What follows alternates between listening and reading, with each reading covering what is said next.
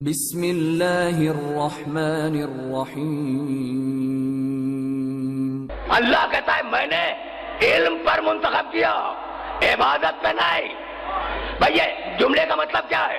جملے کا مطلب یہ کہ جب آدم کا پتلا بن گیا اور خلافت جانے لگی آدم کی طرف، تو کیا کہا تھا فرشتوں نے؟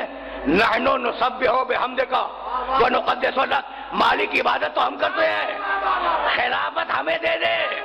کہا نہیں، وعلم آدم الاسماء کلها، ہم نے آدم کو علم دے دیا، خلافت اسے دیں گے۔ تو جو عبادت کر رہے تھے انہیں خلافت نہیں دی، جو صاحب علم تھا اسے خلافت دے دی۔ بھئی یہ فرق اگر تمہارے ذہن میں محفوظ ہو جائے تو میں یہی سے تو آگے بڑھوں گا۔ بھئی دیکھو، علم کی بنیاد پہ خلافت ملی، عبادت کی بنیاد پر خلافت نہیں ملی۔ بھئی بات کیا ہے؟ عبادت ہے بندے کی صفت اور علم ہے اللہ کی صفت۔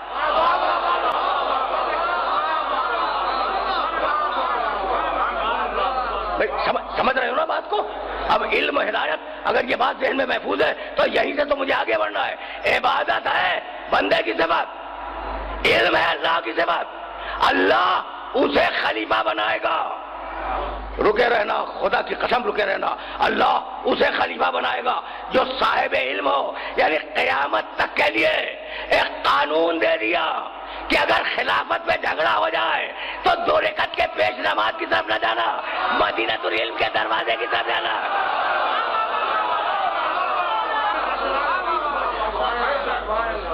یہ مرحلہ فکر آسانی سے طے ہو گیا نا؟ اچھا بھائی، تو اب مجھے یہ اسی مقام سے آگے بڑھ جانے دو۔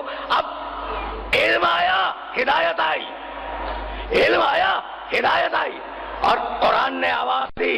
بھائی بہت توجہ ہے، ان علینا للہدی، ہدایت کی ساری ذمہ داریاں میری ہیں، کوئی اور ہدایت نہیں کرے گا۔ میرے دوستوں، میرے عزیزوں، میں پرسوں بھی آیات ہدیہ کر گیا تھا، کہنے لگا انا ہدیناہ السبیل، میں نے راستے کی ہدایت کر دی۔ سورہ لیل میں کہتا ہے انا علینا للہدی، ہدایت کی ساری ذمہ داریاں میری ہیں۔ تو کون ہدایت کرتا ہے؟ اللہ۔ وہی ہدایت کرتا ہے نا۔ کبھی آیا تمہارے پاس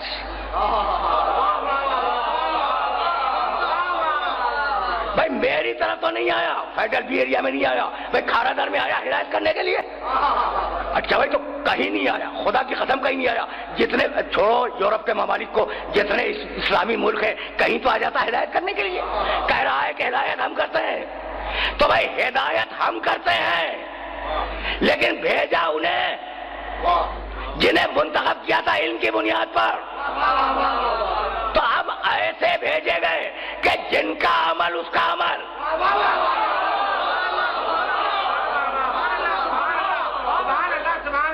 بھائی بہت توجہ رکھنا، اس لیے کہ سلسلہ فکر کو آگے جانا ہے اور موضوع کے تقاضوں کو پورا ہونا ہے۔ جن کا عمل اس کا عمل۔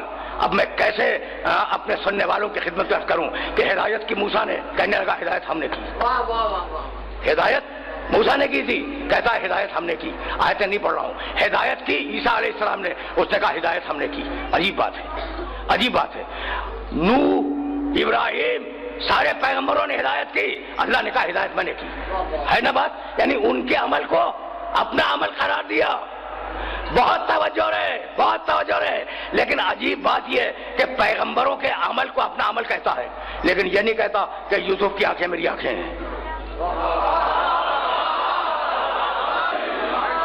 اچھا، یہ نہیں کہتا کہ موسیٰ کے ہاتھ میرے ہاتھ ہیں، یہ نہیں کہتا کہ عیسیٰ کی زبان میری زبان ہے۔ کرنے والے ہدایت کے انسان، اللہ نے کہا ہدایت میں نے کی، یہی کہا نا اس نے کہ ہدایت میں نے کی، ان کے عمل کو اپنا عمل کہہ رہا ہے۔ لیکن عجیب بات یہ کہ کسی نبی کے کسی عضو جسم کو اللہ نے اپنا نہیں کہا کہ فلاں کی آنکھ میری آنکھ ہے، فلاں کا کان میرا کان ہے، فلاں کی زبان میری زبان ہے، فلاں کا ہاتھ میرا ہاتھ ہے۔ اگر سارے پیغمبروں میں سے کسی کو منتخب کیا تو وہ میرا نبی ہے۔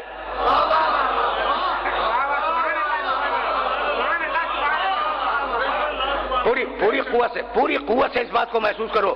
اب میں آ گیا بہت تیزی کے ساتھ مقام ختم نبوت تک، لیکن چاہ رہا ہوں کہ یہ جملہ میرے سننے والوں تک پہنچ جائے۔ موسیٰ کی آنکھ میری آنکھ نہیں، عیسیٰ کے کان میرے کان نہیں، یوسف کے ہاتھ میرے ہاتھ نہیں، ابراہیم کی زبان میری زبان نہیں۔ اگر کسی کے عضو بدن کو اپنا کہا تو وہ محمد ہے، اور محمد کے عضو بدن میں سے دو چیزیں لی، کہنے لگا کہ محمد کے ہاتھ میرے ہاتھ ہیں۔ سنو بھائی سنو، دیکھو اگر میں نے قرآن سے دلیل نہ دی تو پھر بات ہی کیا ہے؟ کہنے لگا کہ محمد کے ہاتھ میرے ہاتھ ہیں۔ وما رمیتا اذ رمیتا ولکن اللہ رما۔ حبیب یہ پتھر تو نے نہیں پھینکے، یہ پتھر اللہ نے پھینکے، تیرا ہاتھ میرا ہاتھ۔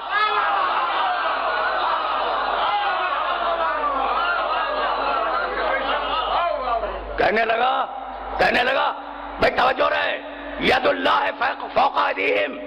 حبیب تو جو بیعت لے رہا ہے تو یہ تو بیعت نہیں لے رہا ہے، اللہ بیعت لے رہا ہے۔ حبیب تیرا ہاتھ میرا ہاتھ۔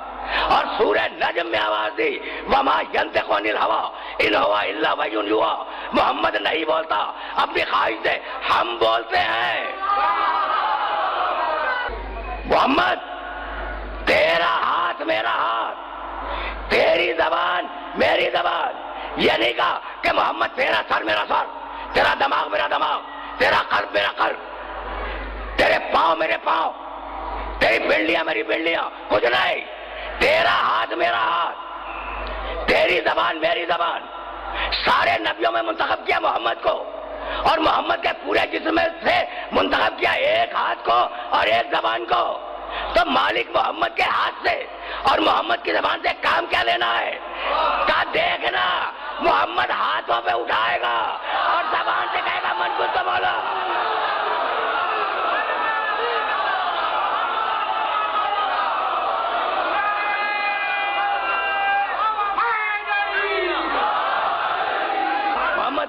محمد کے ہاتھ کی قوت سمجھ لی تم نے، محمد کی زبان کی قوت سمجھ لی۔ اب وہ آیات جو 3 دن قبل میں نے تلاوت کی، اب ذرا محمد کی آنکھیں تو سمجھ میں آ جائیں۔ کیفا، بھائی عجیب و غریب مرلے فکر ہے۔ فکیفا اذا جئنا من کل امت بشہید وجئنا بک شہیدا علی ہؤلاء۔ سورہ مائدہ 5واں سورہ، آرام سے سننا۔ دیکھو شہید کا لفظ استعمال کیا ہے۔ حبیب میں کمنٹس نہیں کروں گا اس آئے مبارکہ پر، فقط تمہیں ہدیہ کر رہا ہوں، بلکہ تمہارے ذوق سماعت کو ہدیہ کر رہا ہوں کہ اگر مقام محمد کو سمجھنا ہے یہ آیت دیکھو۔ فکیفا اذا جئنا من کل امت بشہید وجئنا بک علی ہؤلاء شہیدا۔ حبیب قیامت کا دن بڑا عجیب دن ہوگا، بڑا عجیب دن ہوگا قیامت کا۔ کیا عجیب دن ہوگا؟ اذا جئنا من کل امت بشہید، ہم قیامت کے دن ہر قوم پر اس کے نبی کو گواہ بنا کے لائیں گے۔ وجئنا بک علی ہؤلاء شہیدا، اور ان سارے نبیوں پر تجھے گواہ بنا کے لائیں گے۔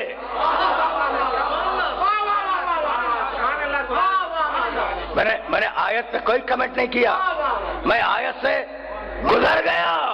اسی بات کو پروردگار نے سورہ نیل میں کہا، یوم نبعث فی کل امت شہیدا علیہم من انفسہم وجئنا بک شہیدا علی ہؤلاء ونزلنا علیک الکتاب تبیانا لکل شیء وہدی ورحمۃ وبشریٰ للمسلمین۔ یاد آئی؟ یہ آیت پرسوں پڑھ چکا ہوں۔ یوم نبعث فی کل امت شہیدا علیہم من انفسہم۔ حبیب قیامت کے دن ہر نبی کو اس کی قوم پہ گواہ بنا کے لائیں گے۔ وجئنا بک شہیدا علی ہؤلاء، اور ان سارے نبیوں پر تجھے گواہ بنا کے لائیں گے۔ بھائی گواہ کے معنی کیا ہے؟ گواہ کے معنی کیا ہے؟ ہر نبی اپنی قوم کا گواہ، میرا محمد سارے نبیوں کا گواہ۔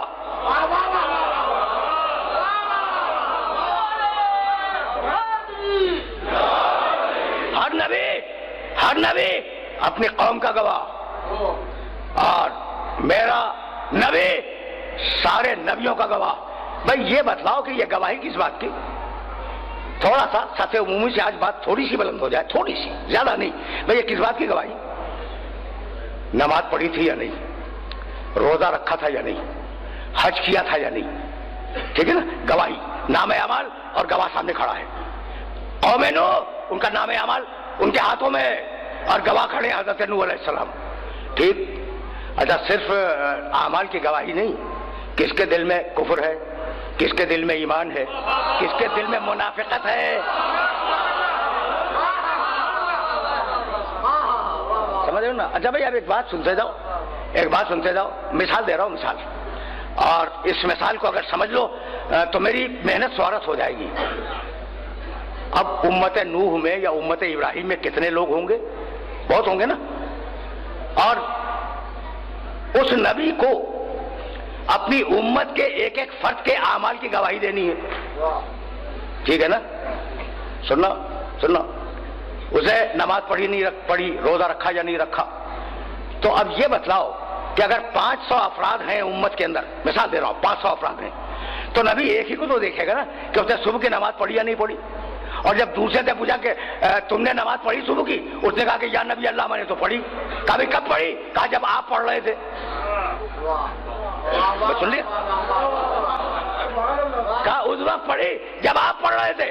تو حجت تمام نہیں ہوگی جب تک نبی کی نگاہوں کو وہ قوت نہ دی جائے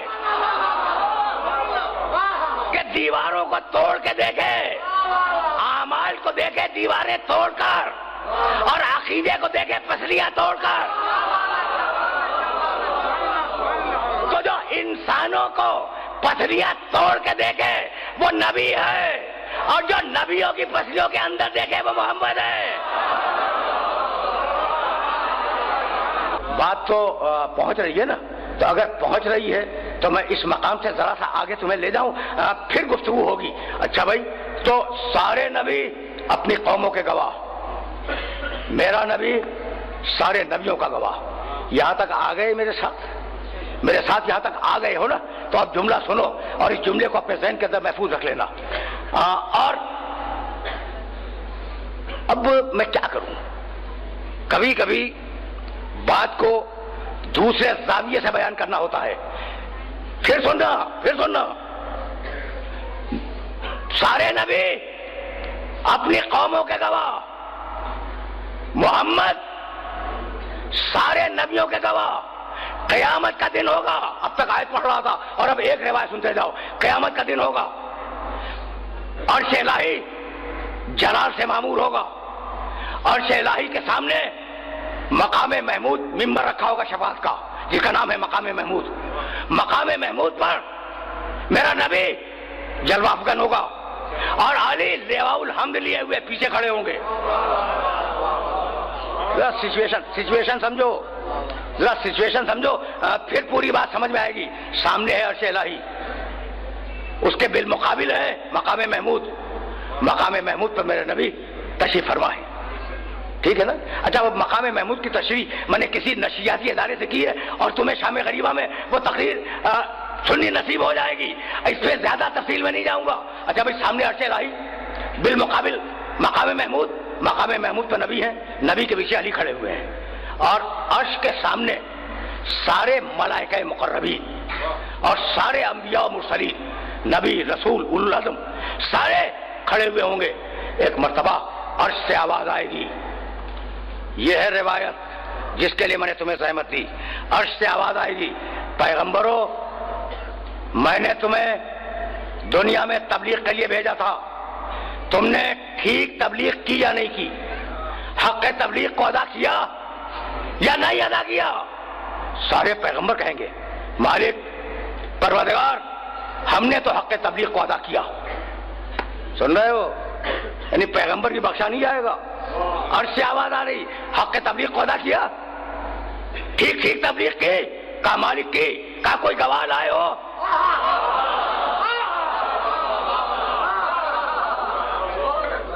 کوئی گواہ لائے ہو؟ ایک نبی دیکھے گا دوسرے نبی کو اور کہے گا کہ اللہ گواہ مانگ رہا ہے. اب چلو محمد رسول اللہ سے کہیں کہ وہ چل کر ہماری تبلیغ کی گواہی دے دیں. تو نبیوں کو یقین ہے نا کہ محمد نے ہمارے زمانوں میں ہمیں دیکھا.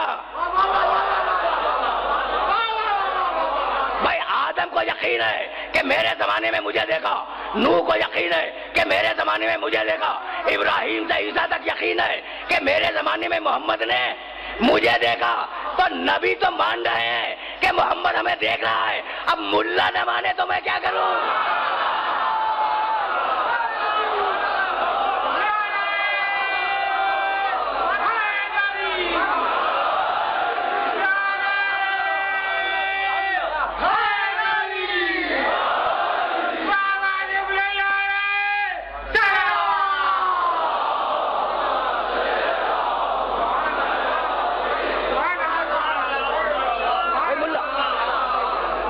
ملا نہ مانے تو اب میری ذمہ داری تو نہیں ہے نا۔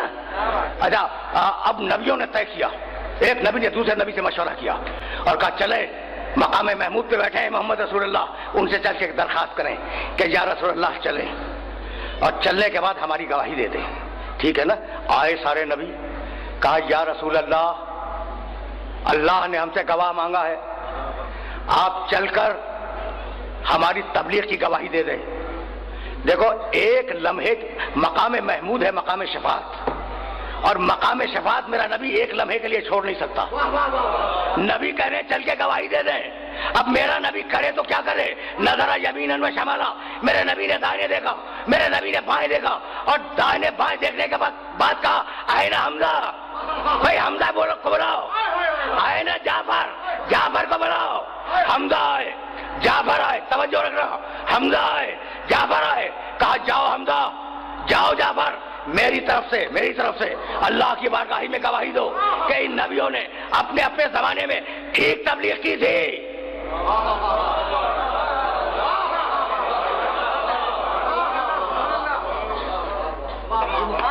پہنچ گیا میسج پہنچ گیا؟ بھائی اگر میسج پہنچ گیا ہوتا تو مجھے آگے کہنے کی کیا ضرورت تھی؟ جاؤ حمزہ جاؤ، جعفر تیار تم جاؤ اور میری طرف سے گواہی دو کہ ان پیغمبروں نے اپنے اپنے زمانے میں ٹھیک ہدایت کی تھی، ٹھیک تبلیغ کی تھی، حق کے تبلیغ کو ادا کیا تھا۔ بھائی توجہات مت بھول رہے، میری سمجھ میں نہیں آیا کہ پیچھے کھڑے ہیں علی،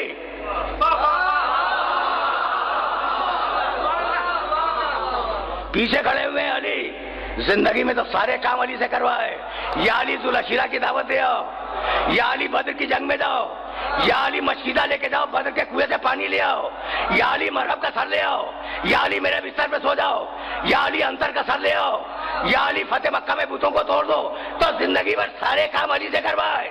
اور آج حمزہ کو بھیج رہے ہیں، جعفر کو بھیج رہے ہیں، یا رسول اللہ علی کو بھیج دیجئے۔ کہا نہیں، ابھی تو نبیوں سے پوچھا گیا ہے۔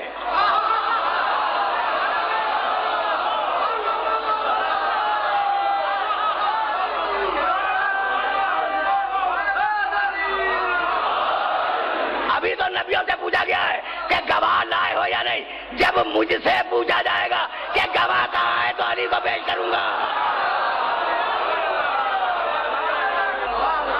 سمجھ رہے ہو بات کو؟ بھائی اگر یہاں تک آ گئے، اگر میرے ساتھ آ گئے تو اب یہی سے میں آگے لے جانا چاہ رہا ہوں۔ بھائی گواہی کا ایک نظام ہے، اور اب ایسے سنو جیسے بولنا چاہ رہا ہوں میں۔ گواہی کا ایک نظام ہے، اگر یہ بات سمجھ سکو تو میں چاہوں گا کہ بات کو ذرا سا سطح عمومی سے بلند کر دوں، ذرا سا، لیکن اتنی بلند نہیں ہوگی کہ بچے نہ سمجھ سکے، نوجوان تو سمجھیں گے ہی، ٹھیک ہے نا؟ تو اب ذرا سننا، اور میں کچھ کہنا چاہ رہا ہوں، اور اگر وہ میسج پہنچ گیا تو میری آج کی محنت سوارت ہے۔ دیکھو انسان دنیا میں دو قسم کے علم لایا ہے۔ میں دیکھو بچہ پیدا ہوتے ہی اپنی ماں کے سرچشمہ حیات سے غذا چوستا ہے۔ اس کو کس نے بتلایا کہ غذا چوسو؟ یہ مذاق نہیں ہے بھائی، یا تو لفظوں میں بتلایا جائے یا اشاروں میں بتلایا جائے۔ پہلے دن کا بچہ نہ لفظ سمجھے نہ اشارہ سمجھے،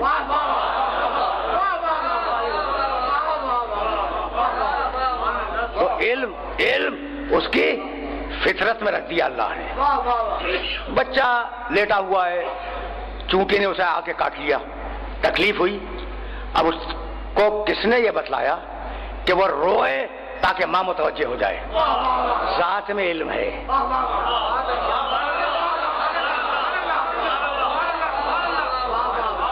ذات میں علم ہے. علم کی دو قسمیں، ایک وہبی علم اور ایک کسبی علم جو حاصل کیا جائے. اب وہ بچہ تھوڑا سا بڑا ہو گیا، اب اسے بتایا یہ تمہاری ماں ہے، یہ تمہارا باپ ہے. سمجھ گئے؟ تو ایک وہ علم ہے جو فطرت میں ہے اور ایک وہ علم ہے جو بتلانے سے آتا ہے. سمجھ میں آ گئی بات؟ ٹھیک نہیں بھائی؟ اب ذرا تم آئے ہو اس مرحلے تک تو ایک جملہ سنتے جاؤ. دیکھو سب کے چہرے میری طرف ہیں، سب مجھے دیکھ رہے ہیں. ٹھیک؟ پیچھے سے اگر کوئی تمہارا دامن کھینچے تو تم محسوس کرو گے یا نہیں؟ ٹھیک؟ اچھا اب کسی نے دامن کھینچا، مثال دے رہا ہوں تاکہ بالکل آسان ہو جائے بات. اب کسی نے دامن کھینچا، تم نے مڑ کے دیکھا، اچھا کھینچنے والا بیٹھ گیا، اب تمہیں نہیں معلوم کہ کون ہے.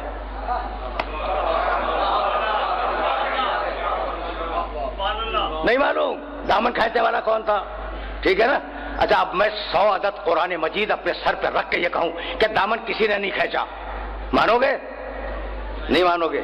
اس لیے کہ یہ علم فطرت میں ہے کہ دامن کھینچا. اب کس نے کھینچا نہیں معلوم، میں دیکھ رہا تھا مجھے معلوم ہے. تو آدھا علم تمہارے پاس ہے کہ دامن کھینچا اور آدھا علم میرے پاس ہے. بتلاؤں گا تو تمہیں پتا چلے گا کہ فلاں نے کھینچا. تو دو علم ہوتے ہیں.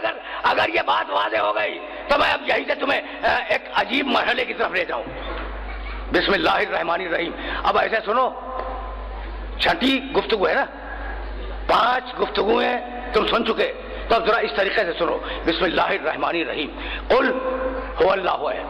قل اللہ احد نہیں ہے، کہہ دو کہ اللہ ایک ہے. قل هو اللہ احد، کہہ دو کہ وہ اللہ ایک ہے. یہ وہ اللہ کون ہے؟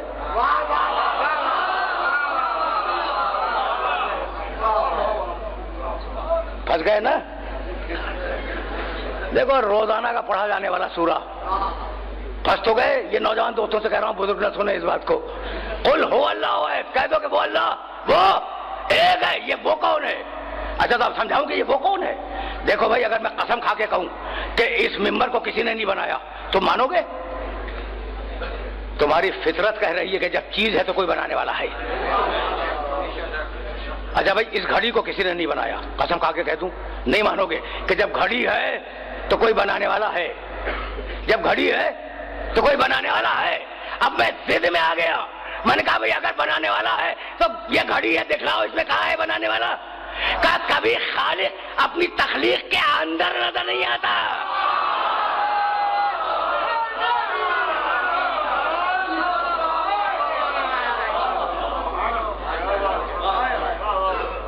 مسٹر پارک میں مسلسل توحید پہ بول رہا تھا تو میرا جی چاہا کہ ایک جملہ تمہیں بھی حلیہ کرتا جاؤں توحید کے اوپر. خالق کبھی اپنی تخلیق کے اندر نظر نہیں آتا.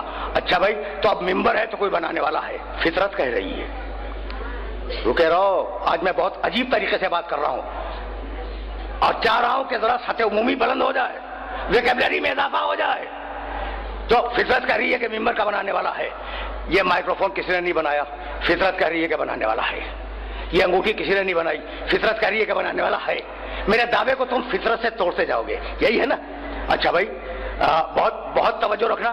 تو ایک علم ہوتا ہے فطرت میں، فطرت بتلاتی ہے کہ ہے. ٹھیک؟ جہاں تک آگے میرے ساتھ. آج ویسے سنو جیسے میں بول رہا ہوں. کچھ عجوبہ لگ رہا ہے؟ نہیں لگ رہا ہے؟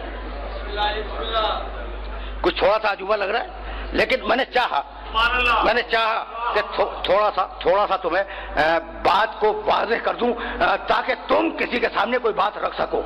فطرت نے کہا کہ اس کا خالق ہے، ممبر کا خالق ہے، گھڑی کا خالق ہے، انگوٹھی کا خالق ہے. تو فطرت بتلاتی ہے کہ خالق ہے. ٹھیک ہے نا؟ قل هو اللہ احد، کہہ دو کہ جس خدا کو فطرت نے بتلایا تھا وہ ایک ہے. یہ ہوا سمجھ میں آ گیا؟ فطرت جس خدا کو پکار رہی تھی وہ خدا ایک ہے. اگر یہاں تک میرے ساتھ آ گئے ہو تو آج میں زیادہ زحمت نہیں دوں گا، میں چاہ رہا ہوں کہ بات مکمل ہو جائے۔ اصول دین کتنے؟ بھائی زور سے تو بولو، یعنی صرف میں ہی بولا کروں؟ اصول دین 5۔ اول توحید، غلط۔ آج میں چاہ رہا ہوں کہ کچھ مسائل حل ہو جائیں، غلط۔ دیکھو اب زیادہ پریشان نہیں کروں گا علم کلام کے مسئلوں میں، لیکن جب بات نکل گئی ہے منہ سے تو سنتے جاؤ۔ یہ غلط جو میں نے کہا تمہیں سمجھانے کے لیے، ورنہ حقیقت میں صحیح ہے یہ۔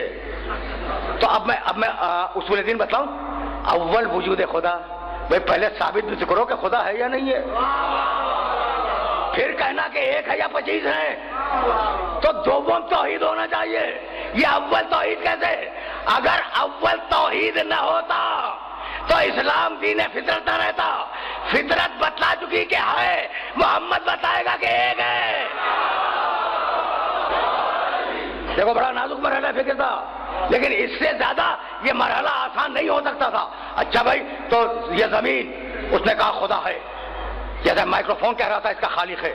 زمین نے کہا خدا ہے، آسمان خدا ہے، سمندر خدا ہے، گواہ ہیں خدا کے وجود کے۔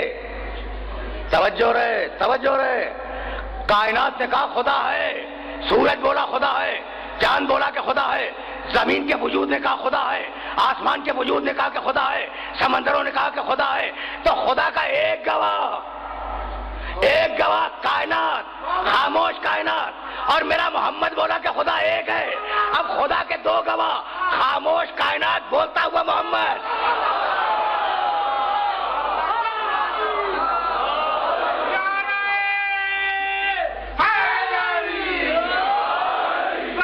آج میں نے چاہا، سمجھ رہے ہو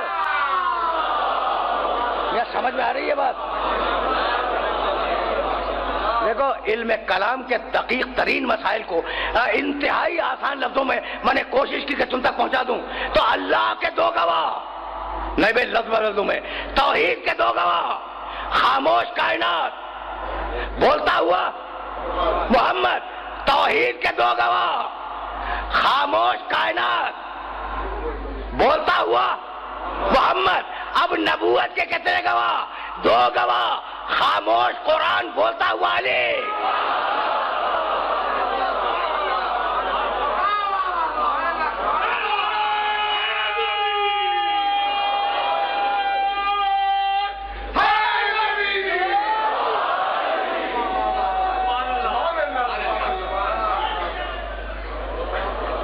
توحید کے دو گواہ، توحید کے دو گواہ، خاموش کائنات، بولتا ہوا محمد۔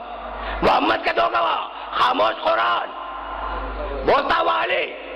وَيَقُولُ الَّذِينَ، سورہ رات 13واں سورہ، آخری سے پہلے والی آیت، وَيَقُولُ الَّذِينَ كَفَرُوا لَسْتَ مُرْسَلًا قُلْ كَفَىٰ بِاللَّهِ شَهِيدًا بَيْنِي وَبَيْنَكُمْ وَمَنْ عِندَهُ عِلْمُ الْكِتَابِ۔ کافر کہتے ہیں اور کافر کہتے رہیں گے کہ تو رسول نہیں ہے، کہتے ہیں اور کہتے رہیں گے کہ محمد تو رسول نہیں ہے۔ قل، کہہ دے، کفا باللہ شہیدن بینی و بینکم، اللہ میری رسالت کی گواہی کے لیے کافی ہے۔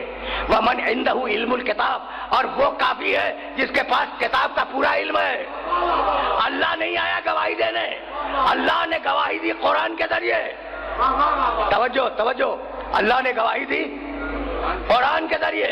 تو اب رسالت محمد کے دو گواہ، قرآن اور علی۔ یہاں تک آ گئے نا؟ یہاں تک تو ہمارے ساتھ آ گئے۔ دو گواہ، قرآن اور علی۔ اب یہ مجھے بتاؤ کہ انسانوں میں کتنے؟ ایک اللہ جس نے قرآن کے ذریعے گواہی دی، ایک اللہ، اور ایک علی، دو ہی تو گواہ ہیں۔ اب اللہ کہہ لو یا قرآن کہہ لو، بات ایک ہی ہے۔ ایک اللہ، ایک قرآن، رسول کے دو گواہ، ٹھیک ہے نا؟ اچھا، جب رسول کے دو گواہ ہیں تو تم کیا اذان میں نہیں کہتے اشہدو ان محمد رسول اللہ؟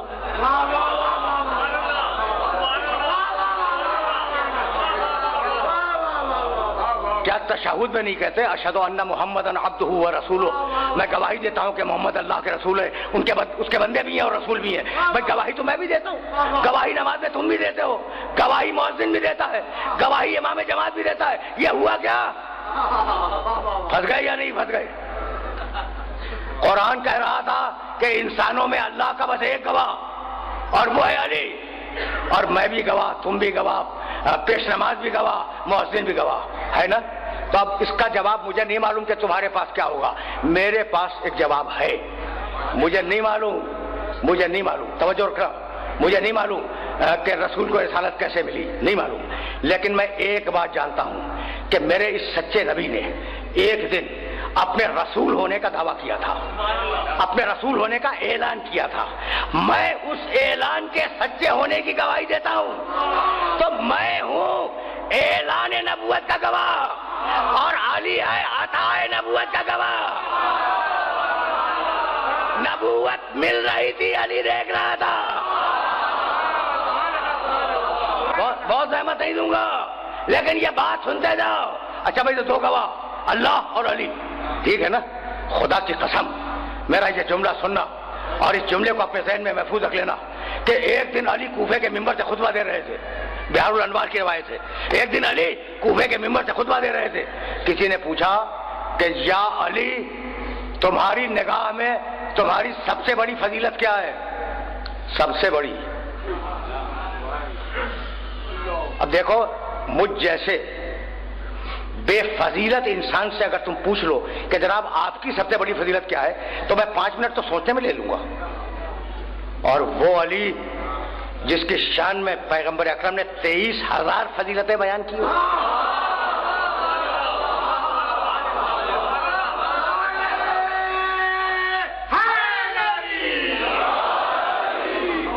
یہ میرا جملہ نہیں ہے، حضرت عبداللہ ابن عباس رضی اللہ تعالیٰ عنہ نے کہا کہ پیغمبر نے 23,000 فضیلتیں بیان کی. اب دیکھو، یہ میرے دوست نے ڈسٹرب کیا یا نہیں کیا؟ دیکھو، اگر آنا ہے تو پہلے آیا کرو. یہ پوری ایک تہذیب ہے، ایک پوری نشست ہے. اب ظاہر ہے کہ مجمع کو چیتے ہوئے آئے، ایک آپ کو مڑ کے دیکھے، دوسرا ادھر سے مڑ کے دیکھے، اور میں آپ کو دیکھتا رہوں آرام سے. تو تہذیب ہے نا. کیا خیال ہے بھائی آپ لوگوں کا؟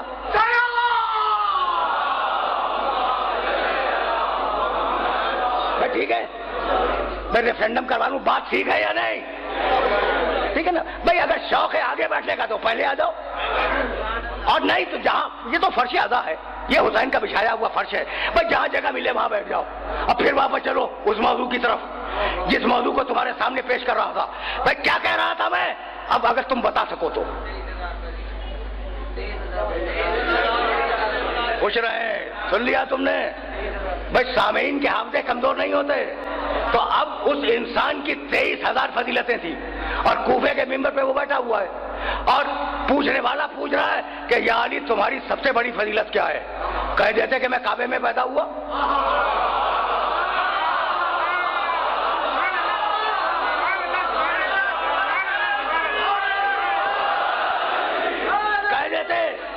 کہہ دیتے کہ میں کعبے میں پیدا ہوا. اچھا کہہ دیتے کہ میں رسول کے بستر میں سویا. فرما دیتے کہ میں نے دوش محمد پہ چڑھ کے بت توڑے. فرما دیتے کہ میں دوش محمد پر بت ہی نہیں میں نے توڑا، بلکہ میں غدیر خون کے میدان میں محمد کے ہاتھوں میں بلند ہوا. اس سے بڑی فضیلت کیا ہوگی؟ لیکن کوئی فضیلت بیان نہیں کی. یا علی تمہاری سب سے بڑی فضیلت کیا ہے؟ کہنے لگے، سوچا نہیں علی نے، کہنے لگے وَيَقُولُ الَّذِينَ كَفَرُوا مُرْسَلًا وَيَقُولُ الَّذِينَ كَفَرُوا لَسْتَ مُرْسَلًا قَالَ كَفَىٰ بِاللَّهِ شَهِيدًا بَيْنِي وَبَيْنَكُمْ وَمَنْ عِندَهُ عِلْمُ الْكِتَابِ. میری سب سے بڑی فضیلت یہ ہے کہ محمد کی رسالت کی گواہی میں مجھے اس نے اپنے ساتھ رکھا ہے جو لا شریک ہے. بھائی یہ تو میں نے جملہ بڑی احتیاط سے کہا ہے، جملہ بڑی احتیاط سے کہا. اس نے مجھے محمد کی گواہی میں، رسالت محمد کی گواہی میں اپنے ساتھ رکھا ہے جو لا شریک ہے. یہ ہے علی کی نگاہ میں علی کی سب سے بڑی فضیلت کہ اللہ گواہ، علی گواہ. بھائی اب گواہ کے شرائط کیا ہے؟ گواہ دو ہوں، گواہ برابر کے عادل ہوں، گواہوں کو واقع پہ یقین ہو. میں کیسے عرض کروں کہ اللہ نے علی کو ساتھ میں رکھ کے بتایا کہ جیسا علم میرا ویسا علم اس کا، جیسا یقین میرا ویسا یقین اس کا. سمجھ میں آ گئی بات سمجھ میں آ گئی. بس تقریر ختم ہو گئی. آج میں نے بڑا ٹیکس کیا اپنے نوجوان ذہنوں کے اوپر کہ وہ ذرا اصول دین سمجھ لیں، ذرا سا علم کلام کے مسئلوں کو سمجھ لیں. اب اس سے آگے نہیں جاؤں گا. تو اب بھائی توجہ رہے. توحید کے دو گواہ، خاموش کائنات، بولتا ہوا محمد کے دو گواہ، خاموش قرآن، بولتا ہوا علی. یہاں تک آ گئے ہو؟ اچھا اب ظاہر ہے کہ میں چاہ رہا تھا کہ گفتگو کو تمام کر دوں، لیکن بیچ میں پھر بات آ گئی تو میں کیا کروں؟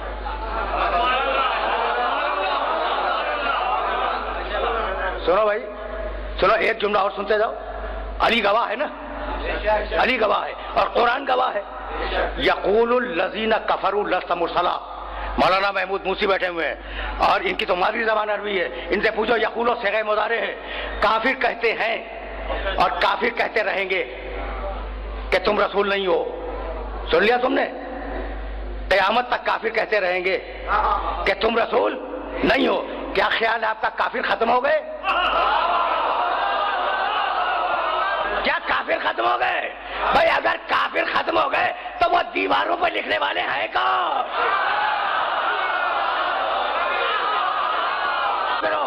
رکے رہو. تو کافر رہیں گے قیامت تک، کافر رہیں گے قیامت تک. تو جب قیامت تک کافر رہیں گے تو قیامت تک دو گواہوں کا وجود ضروری ہے.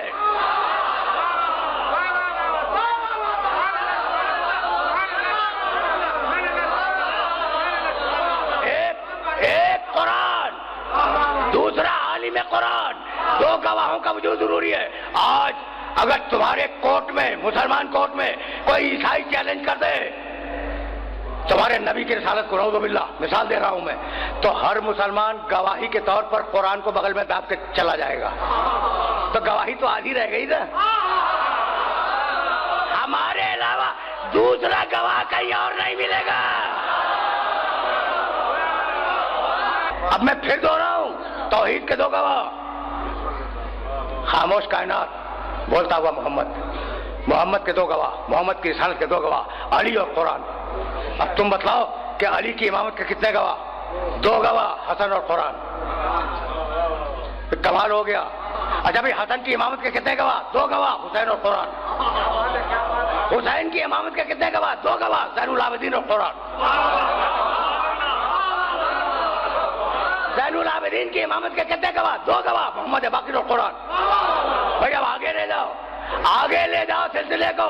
علی کے دو گواہ حسن اور قرآن، حسن کے دو گواہ حسین اور قرآن، حسین کے دو گواہ زین العابدین اور قرآن، زین العابدین کے دو گواہ محمد باقر اور قرآن، محمد باقر کے دو گواہ جعفر صادق اور قرآن، جعفر صادق کے دو گواہ موسی کاظم اور قرآن، موسی کاظم کے دو گواہ علی رضا اور قرآن، علی رضا کے دو گواہ محمد تقی اور قرآن، محمد تقی کے دو گواہ علی نقی اور قرآن، علی نقی کے دو گواہ عسکری اور قرآن، عسکری کے دو گواہ مہدی اور قرآن.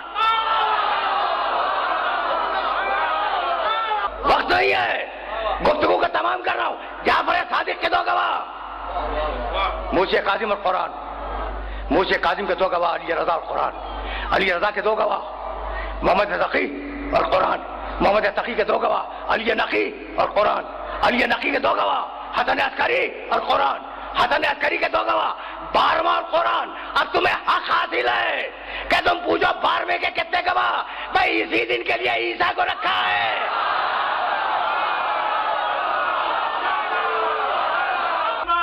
وقت نہیں ہے عیسیٰ اور قرآن، وقت نہیں ہے. اور میں 5 دقیقے لینا چاہتا ہوں. شہزادہ علی اصغر کا جھولا برآمد ہوگا نا؟ بس دو جملے سنو اور اس شہزادے کی طرف میں چلا جاؤں گا. اب میرے پاس دامن وقت میں گنجائش نہیں ہے. تو اب مہدی کے دو گواہ عیسیٰ اور قرآن. کیا آپ بھول جاؤ گے صحیح کتاب کی صحیح روایت کو؟ صحیح کتابوں کو جانتے ہو، نام نہیں لے رہا ہوں. جانتے ہو نا؟ جانتے ہو کیا عجیب و غریب روایت ہے؟ فَكَيْفَ اذا نزل ابن مریم فیکم و امامکم منکم. اپنے دوستوں سے کہا میرے نبی نے وہ دن کتنا عجیب دن ہوگا جب مریم کا بیٹا عیسیٰ اترے گا. وہ امامکم منکم، اور تمہارا امام اس کی امامت کرے گا.